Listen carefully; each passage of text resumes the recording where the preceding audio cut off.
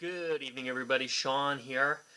I'm back with another installment of Thiel Tuesday, talking 0 to 1. Last time we talked about the actual definition of the term 0 to 1, which is the sort of quantum leap that is presented from time to time by technology. So the best example of that is going from a typewriter to a word processor. And then the other form of progress is essentially globalization, which is going from 10 typewriters to 100 because of accessing sort of global supply lines and economies of scale. And so it's good to sort of touch on those two forms of progress because in Chapter 2, Mr. Thiel talks about a quick history of the 90s, which he lays out, and you can sort of see it through the filter of those two different forms of progress. For instance, in terms of globalization, the 90s sort of began with the fall of the Berlin Wall. We had, the war in former Yugoslavia, and we had the growth of the Asian tigers, such as Thailand, and then the bursting of that bubble, Russia falling off a cliff. And then after the tech bubble burst, we had sort of a renewed resurgence in globalization with the rapid growth in the BRICS, Brazil, Russia, India, China, and in terms of domestic real estate, which is sort of essentially back to that form of progress, which is more of the same thing. On the other hand, in terms of technological progress through the 90s, the early 90s was sort of dry, and then all of a sudden we had this huge internet boom, right?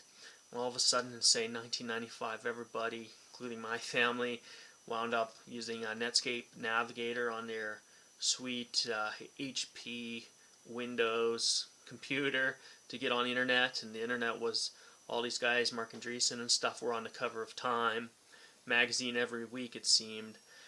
And ultimately, that dotcom bubble wound up busting as well. So he talks about these two forms of progress, and then I think it's good to look back on that through using a question that he suggested at the beginning of chapter 2.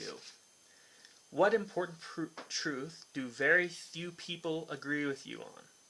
The simpler question, what does everybody agree on? And this wonderful quote from Nietzsche, madness is rare in individuals, but in groups, parties, nations, and ages, it is the rule. So it's pretty easy to see what everybody agreed on when, let's say, the Thailand economy was doing excellent in the mid-90s, right? Everyone was saying, oh, look at Thailand. They're kind of got this crazy military dictatorship at some level, I'm sure, but all of a sudden they're opening themselves up to trade, and they're built, it's a great place to build manufacturing plants, and they're starting to be something of a middle class that's consuming as well and demanding more from their own internal economy. And so at that time, everybody was agreeing on that with regards to Thailand, and the sky was seen as the limit. And then when things changed and people are dumping the currency, everybody, that whole crowd, says, Thailand, super overvalued, the fundamentals just aren't there, right? They're dumping currency, dumping stocks. I've seen it, we've all seen it a million times. It's an inherent human trait.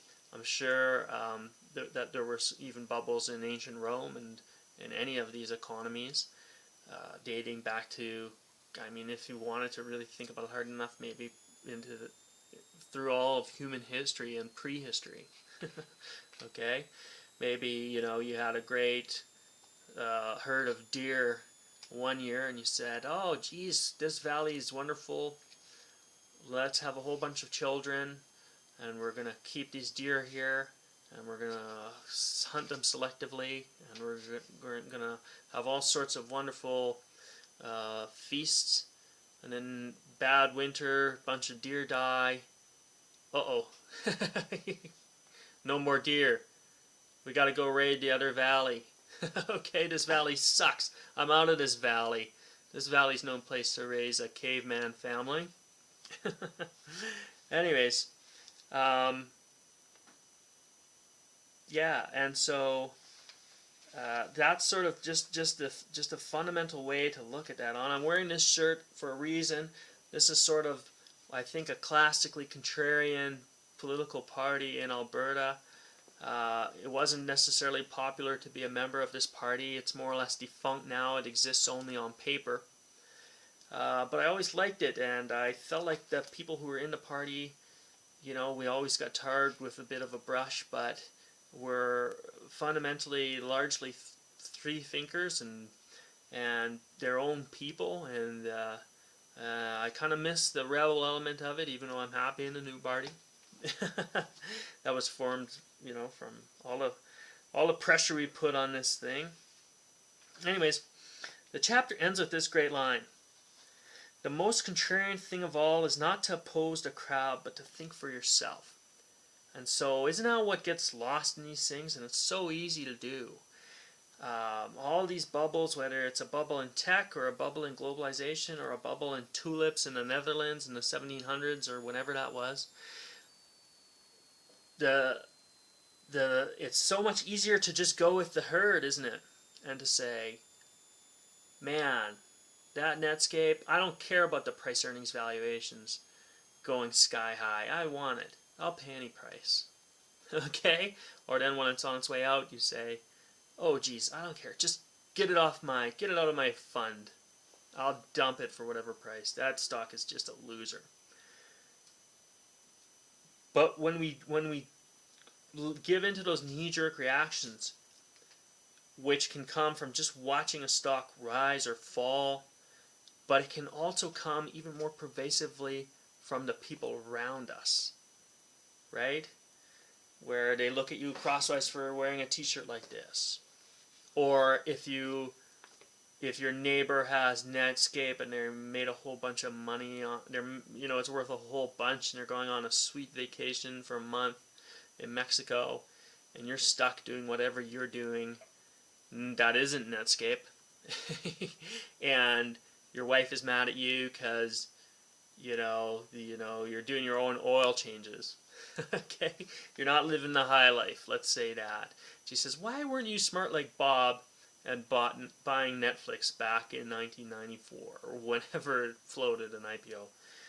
And you're saying, I think that it just got too crazy. And she's saying, I'm mad at you, in so many terms.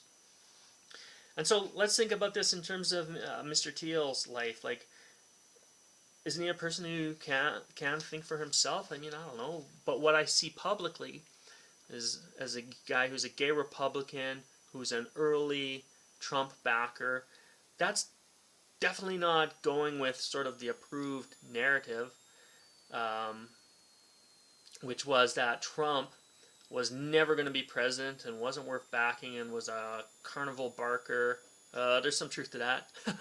But remember, at the time when Thiel came out as a Trump supporter, what other people were saying, like Nancy Pelosi was saying, Trump will never be president, take it to the bank. And people were laughing at Ann Coulter for saying Trump had the best chance of anyone in the Republican field of, I forget if it was winning the nomination or winning the presidency.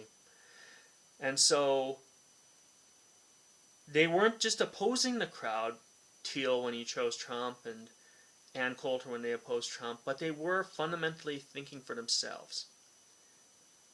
And that was something that was not done a lot in the 2016 election. Okay, there was a lot of herd thinking. And people are still dealing with the fallout of that, of the crazy cognitive dissonance that they woke up with Trump as their president. So remember that. The most contrarian thing of all is not to oppose the crowd. Thiel wasn't picking Trump because everybody else was picking Clinton. He felt that Trump was his guy in terms of foreign policy, saying he was going to withdraw from Syria, and any other number of reasons Thiel had. And Coulter had her ear to the ground and thought Trump had excellent name recognition or whatever else she glommed onto, that gave her an insight into the fact that Trump would be the nominee or Trump would win. So if you are a person who wants to succeed and possibly make money like Thiel did with PayPal, which is a fairly contrarian thing, or Ann Coulter did by making a good bet on Trump. And I mean, you can like Trump or not, you can like Ann Coulter or not, doesn't really matter, because she thought for herself and she provided a certain amount of value by doing so. And so if you want to provide value to yourself or to others, remember that. Are you providing value by following the crowd? Sometimes, perhaps. But don't lose sight of the fact that you ought to be thinking for yourself at some level. And of course, that's a complicated thing to say and something that needs to be evaluated day to day. But just think of that. Think of that line. I'm internalizing that line as we speak. The most contrarian thing of all is not to oppose the crowd, but to think for yourself. Think for yourself. Resist that pressure. Follow your instinct. Think. Think for yourself.